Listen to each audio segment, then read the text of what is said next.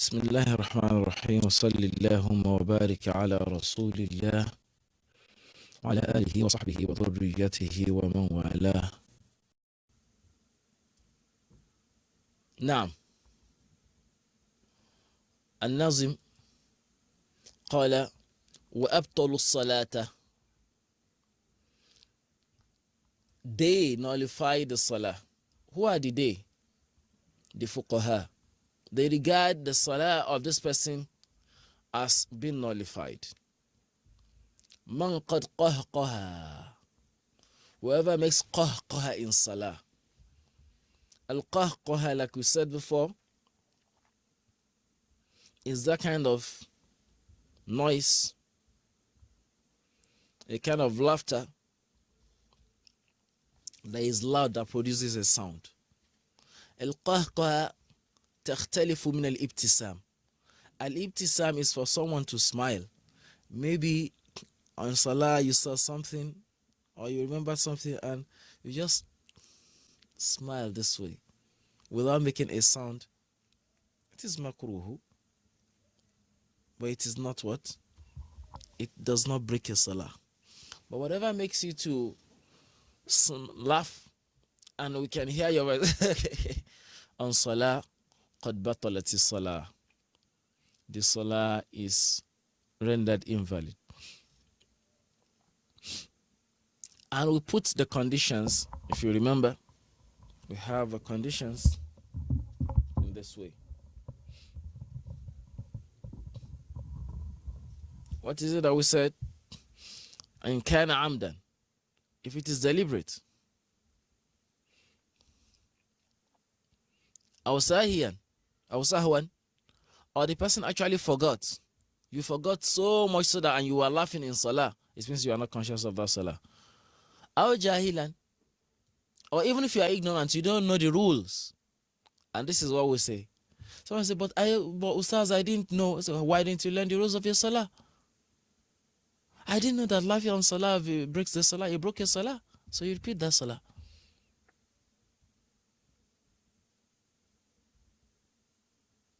Aw aliman. Subhanallah, I think this is aliman. Jahilan aw aliman. I wrote amilan. If you check your screen. Let's see, I think this should be. Let's correct that.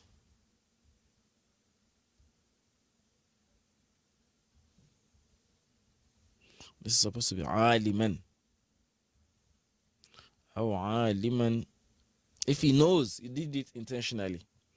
Imaman kana aw ma'muma. Whether he's the imam or is the ma'mum, is someone following the imam. Aw fadhan, or even if he's praying alone. You see that whatever condition, it breaks your salah. Aw muhdithan, someone who is in a state of hadath. If you forgot what to call hadath, revise your Babu Tahara.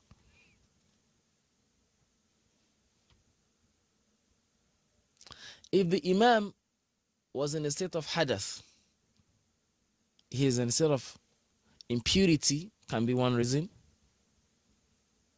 or in a state that will make his salah invalid due to impurity, then the imam salah becomes invalid. Immediately he remembers فَلَا يُبَاشِرُ رُكْنًا آخَرَ. It should not further in that salah. For example, if he remembers when he's saying وَلَا سَوْفَ يُعْتِيكَ, and he remembers, he should not say رَبُّكَ فَتَرْضَى. He should just stop instantly there. It should freeze. When he freezes, what does he do? He turns back, makes ishara for another person to lead, and he leaves the salah. If he proceeds and goes to the next rukn will be to go to the next posture. For example, you are in Qiyam, he remembers after reading the surah, and he proceeds to ruku like that. He has successfully nullified the salah of everybody. What we're trying to say here is that the salah, if the imam enters the salah in a state of hadath, if he does not, in lam yubashir ruknan akhar, if he does not proceed to the next step, the salah of the people following the ma'mum, the followers of the imam, is valid. The only time that their salat altogether will not be valid is when the imam does that intentionally. يعني دخل الصلاة محدثا عمدا. He entered the salah in a state of impurity, in knowing fully, intentionally. Then, do you think it's not possible? You think it's not possible? That's a question we used to ask when we were small. What was it that there was never a time that in Salatul Jummah that Imam said, I want to go and make my wudu again? Is it all the time that the Imam of Jummah will have wudu? Growing up, we never saw it. And we asked the Imam one day, and he said, well, some of them as Imams, from Wednesday, before Salatul Jummah, they watch everything they eat. Look at that, subhanallah. It's discipline. So when people think imamship is just you coming to salah and jumping on salah and reading, the imam, because he has to make the khutbah, maybe and usually, the khutbah there are not like the conventional khutbah, they are longer. The conventional khutbah should not take you more than, they are about 20-25 minutes. If you're making khutbah of 1 hour, 1.5 hours, that's not khutbah. تُتْعِبُ النَّاسِ بس. You're just suffering the people. What are we saying? So the imam watches what he eats so that he's able to make the khutbah, and without breaking his wudu, is making the salah too. Alhamdulillah, when we grew up later, we saw that some imams, inshallah, if they break their wudu, after the khutbah, they'll say the jama'ah should pause and they will make wudu and start the salah. In the madhab of Imam Malik, will get there. The person who gives the khutbah should be the person to lead the salah. In Salatul Jummah, there's the shurutul Salatul Jummah, shurutul masjid, shurutul imam. So the imam is encouraged to what?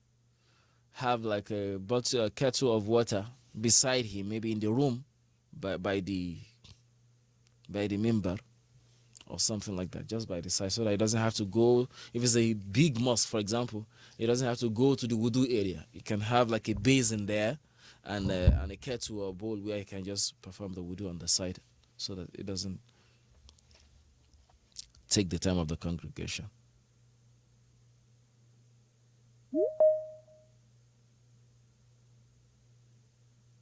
Tamam.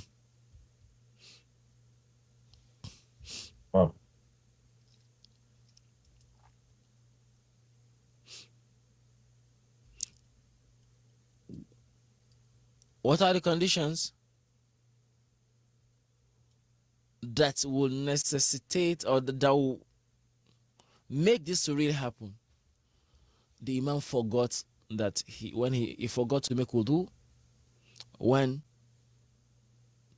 his wudu broke, or he had the intention of making the wudu and he forgot that he didn't make it before he entered the salah, and he remembered on the salah, or the hadath overtook him.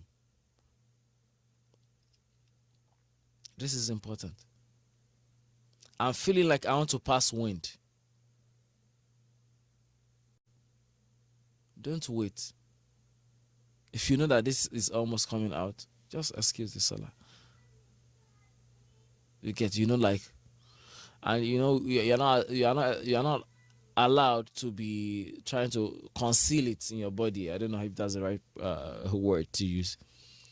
You're trying to force so that it doesn't come out. No, that's not. If you allow it, But do that outside the salah if you're the imam.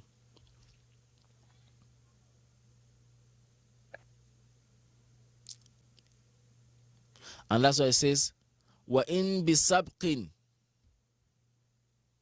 In bisabqin, it's either that hadas overtook him. For example, some of you may not have experienced this before, but it happens. There was a loud noise, or there's something that is terrifying, and money drops from a man in that situation. Yeah, in the state of fear. It happens a lot to people. And he's on salah. He just noticed something had a discharge. Definitely, whichever discharge you're having on the salah, the imam does not even need to, like, mashallah, I'm wearing a big jubba. He doesn't even need to inspect it. If there's a discharge from your genitals, just leave the salah. You don't plan for that. That's why it says, in the sabqin. If that occurrence overtakes him, or saha, or he forgets. Wal akli, eating in salah, I think we did that extensively. Even if it's small eating, even if it's chewing gum, even if it's keeping something in your cheek and, completing the eating in the salah. If something is stuck within your teeth, a small thing, and maybe while you're doing the salah, it drops in your mouth, that dropping is not the sin. You can just remove it. But now chewing in salah, eating it, is not appropriate. And by extension, it says washurbi, or drinking in salah. Someone is saying, did you carry a water bottle into the salah? I don't know. But we are saying if it happens in whatever condition, no salah for you. And what we mean by drinking is taking water through your mouth.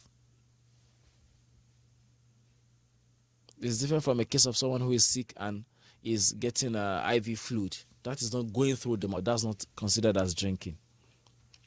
Okay. And this is why sometimes when we say things, we need to explain, what do we mean? What do the ulama mean? Is it just water going or fluid going to your body? No. A shurb is different. And that's why we have shuruh of what we're saying. Wa nafkhin. And nafkhu, like we said, is blowing air. Blowing with your mouth or with your nose. The one that makes a sound is different from breathing. Nobody's saying stop your breathing in salah. Some people are breathing heavily. But if it's making sound like something like that in salah, your salah is broken. Qay'an, vomiting in salah, and we said all the condition. If you vomit in salah, it has different things. It's in this mushajjar that you have on the screen. And this is why we tell people, when you are talking of fiqh, you are asking us, give me evidence from Kitab and Sunnah. Give me evidence for this kind of table now. Tell me the ayah that says, if you vomit on salah, your salat is broken. Give me the hadith.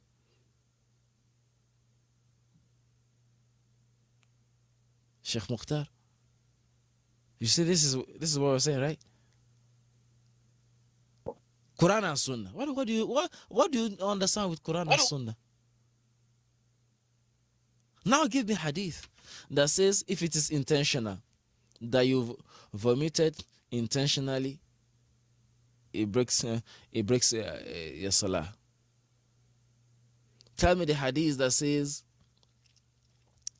if you vomited and it's not intentional and you didn't swallow it and this and that, your salat is still valid. Where is the hadith? Where is the ayah of the Quran? Those people who say that scholars, fiqh does not have a place. How do we know these things?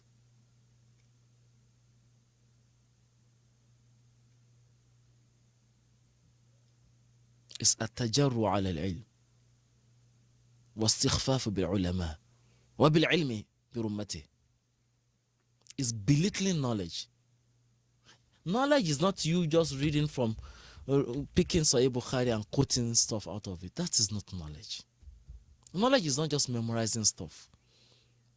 A computer can memorize and regurgitate. So you are saying ChatGPT or Google is a scholar. Scholarship is honored. It is a revered position in Islam. It's not like a joke. Don't abuse it. Now, if it is not intentional and the vomitus was just like a flash and you didn't swallow it back, your salat is still valid. If the vomitus was not intentional, what do you mean by not intentional? You didn't force it. You didn't incite it. There are people like that, maybe they touch the end of their throat to force themselves to vomit something. That would be like your salat is invalid outrightly. So if the vomitus was just like a flash, it was not like it kept coming and coming and coming, it is, your salat is still with that. If it's and you didn't swallow it back, your salat is valid. If it's for a prolonged time, it kept coming and coming, then salat is invalid. That is if you don't force it. And the third one is if you don't force it, and what? And when it came, you mistakenly swallowed it back. And we said uncontrollably or forgetfully. And it was for a short period of time. And the vomitus that you swallowed back was still kind of fresh. It's not decomposed. What do we mean by it's not decomposed? It's not become like a smudge or something. You can see, if it's rice, for example, you can still see all the grains of rice. It's not colored. It's not mixed with the bile and other juices in the body. If that happens, your salat is still valid, but you make 2 sajda after salam. All this now, tell me the hadith where you will find it. Tell me the ayah of Quran.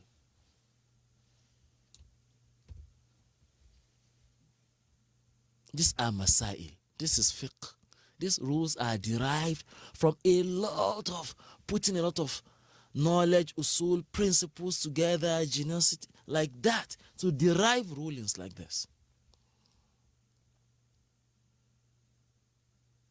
Islam is not, the Islamic law is as complex or even more complex than other laws. You have to learn it and study it. Barakallahu fikum.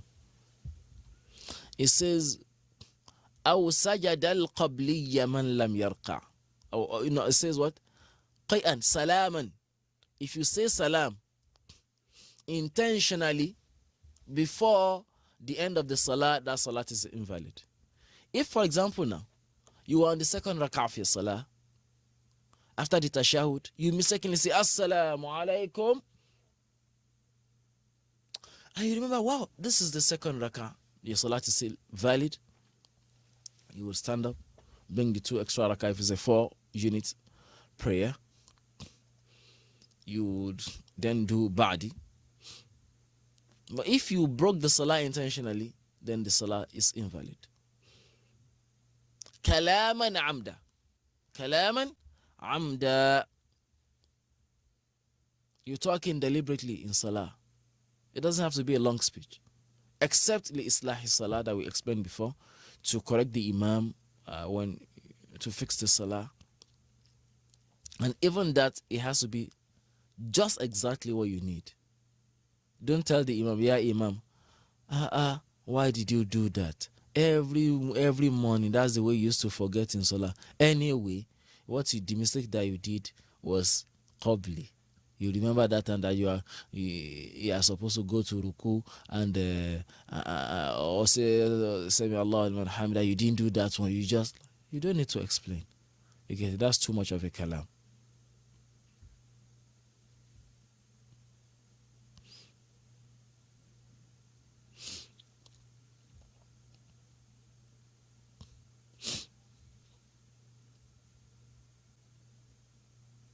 والأكل والشرب ونفخ عمدا قيئا سلاما أو كلاما عمدا. He says أو سجد القبلية من لم يركع.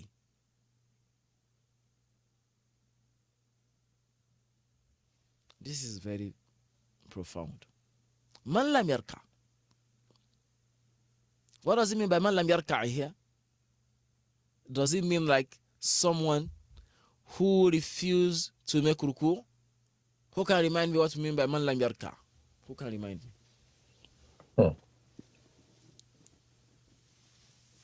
I want to see how much of attention you pay.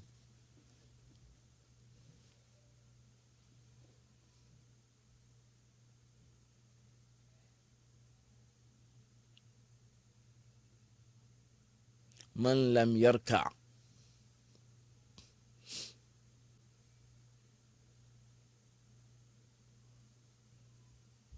It's as long as it does not go to ruku. Explain.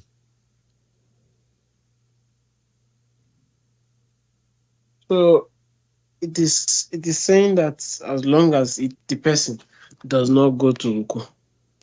Where did you get that information? Are you sure you looked at your notes? Or you are not taking notes? What did your notes say? This is where I know those people who are not who've not been taking notes.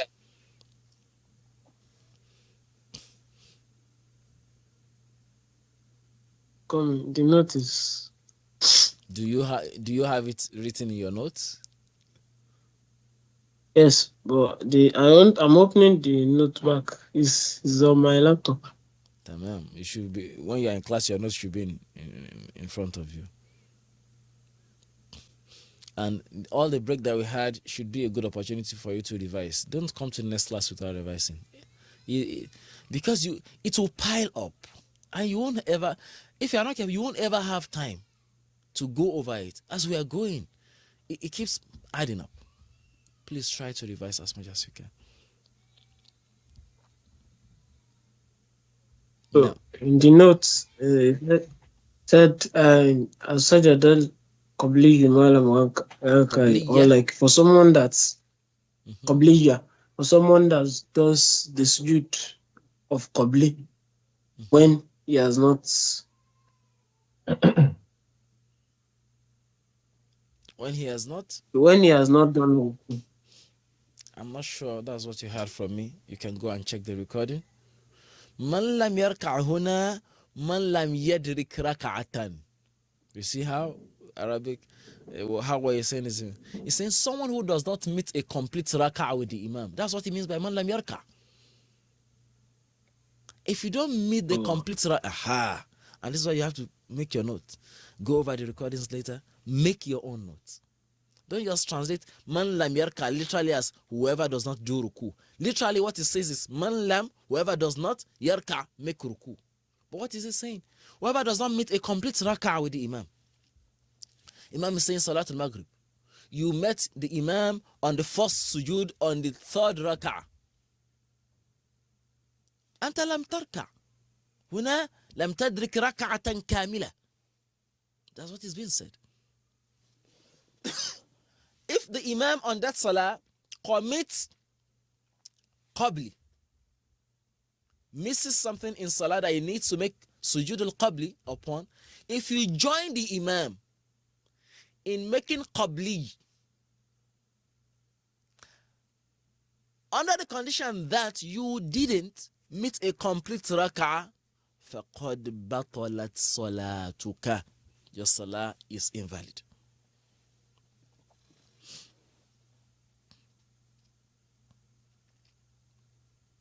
Understood? Many people make this mistake. Yes, sir.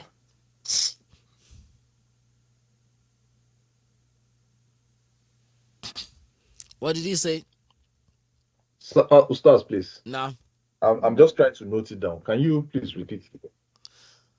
You didn't meet any complete rak'ah. And bima tudrakul rak'ah. How do you know that you have met a rak'ah? You must have met the imam before he stood up completely from a rak'ah. Or make it simple, you met the Imam on at least the ruku. Before he rose up completely from the ruku, you met him there. On that position, you have met Iraka. If you didn't meet at least that on the Salah, you have met the Jama'ah, but you didn't meet the Raka. In that case, if the Imam, before you came, it means that before you came or something, somehow, the Imam if the Imam committed Qabli, which is usually missing. I don't want to go into that because there's a whole bab on that. It's either missing an omission in Salah or an omission plus addition in Salah. It will still end up in Qabli and many other conditions. Like the Bible says is something that you need to pay attention to. If he makes all of that, and you know that Imam would need to make, after the sujood, the last two sujood, he does the tashahud, and for Qabli, he would make 2 rakat again. 2 sujood at once, 2 sajda again, before saying the taslim. After the first tashahud, what should you do? You are not supposed to follow the Imam to do the Qabli because you didn't meet the rakah. Many people do not know. If you follow the Imam in doing that Qabli,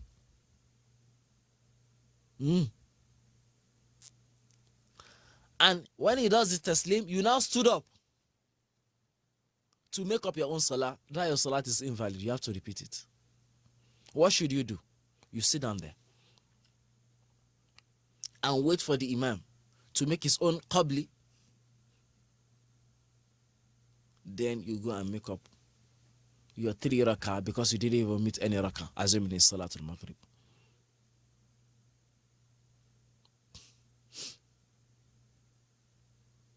Whatever the Imam has committed does not apply to you because you didn't even meet any rakah aslan to start with. Understood now?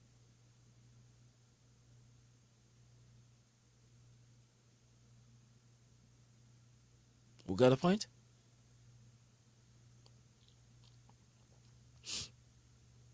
Yes, sir.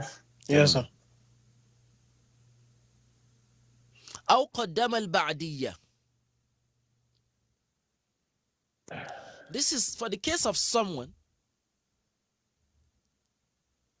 مدرك لركعة مع الإمام. He meets up to a rak'ah with the Imam.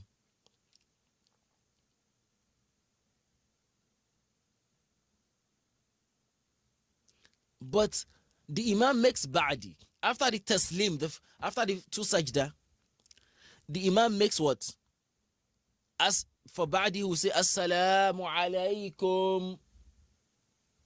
Then he brought the 2 sujood of ba'di.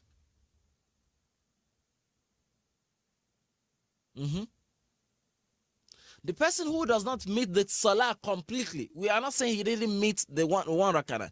He didn't observe the salah completely with Imam. Maybe he out of 3 rak'at, he met 2 or he met 1. He's supposed to do what? Go up and make up for his salah. After completing his salah, he will now make his own ba'di. If he joins the Imam in making that ba'di before he stands up to make up for what he missed, batalat salatuhu. His salah has been rendered invalid.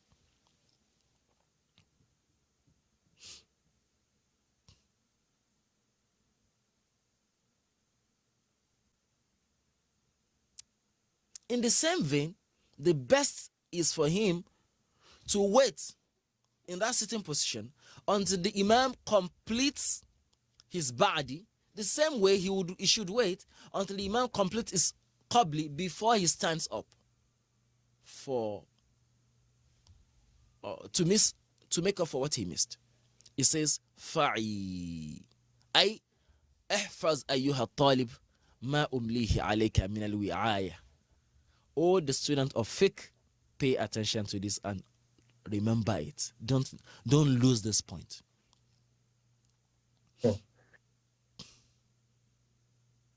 I is from what? We said what? Wa'a ya'i. Wa'a ya'i. And in Arabic language, what did we say? We say it's so beautiful. If I say I, I've spoken to you. I say I, understand. Qi, protect. from waqa, wiqayatan. Waqa yaki wiqayatan qi. Wafa yafi. Wafa'an fi. If I say fi, what did I say? I mean fulfill your promise or your obligation. See, Arabic language, just one letter you're communicating. I, qi, fi. إلى آخر ما هنالك. For the benefit of those people who have not resumed with us, I don't want to take a new mas'ala. This is where we stopped the last class. This is just a revision for us. Been some weeks that we stopped the class. إن شاء الله تعالى في حلقة قادمة إن شاء الله نواصل من حيث وقفنا ومن قوله رضي الله عنه أو ترك القبلية إن طال الزمن وكان عن نقص ثلاث من سنن. بارك الله لي ولكم في هذه المجالس العلمية. Quick nasiha for us is that what? Don't joke with the halaqat of learning. Yesterday we were in a sitting and we were there pitying each other on the decline of knowledge and how people don't care about learning. We're talking about imama, the imama tul mubtadi', how you should not pray behind a person of bid'ah. Now the mubtadi' now are calling other people bid'ah. Mubtadi'.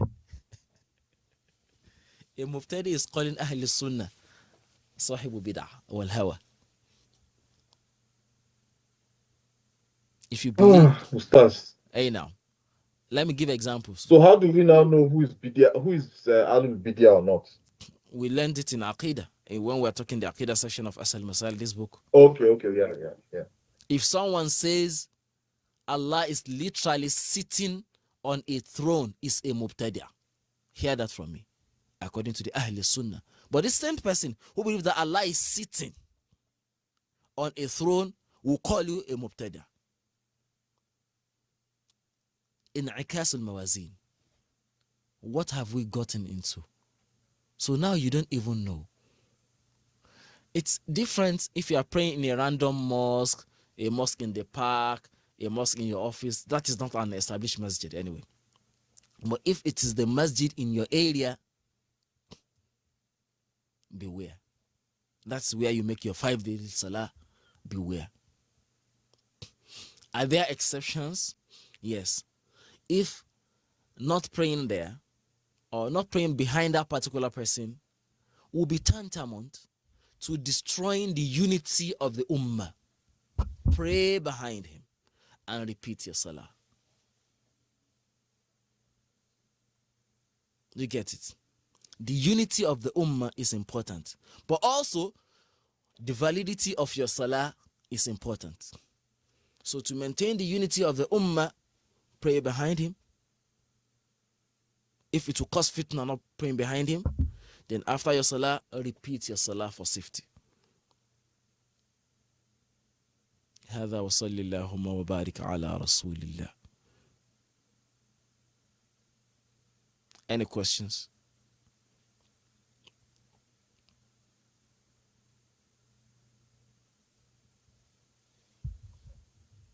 If there are none, we ask Allah to bless our teachers and to give us Allah تقطعنا عن العلم أبدا وألا يشغلنا عنه بأي شاغل إنه على ما يشاء قدير وبالإجابة جدير ولا حول ولا قوة إلا بالله العلي العظيم. We meet again in the next class. Wassalamu alaikum wa rahmatullahi ta'ala wa barakatuhu.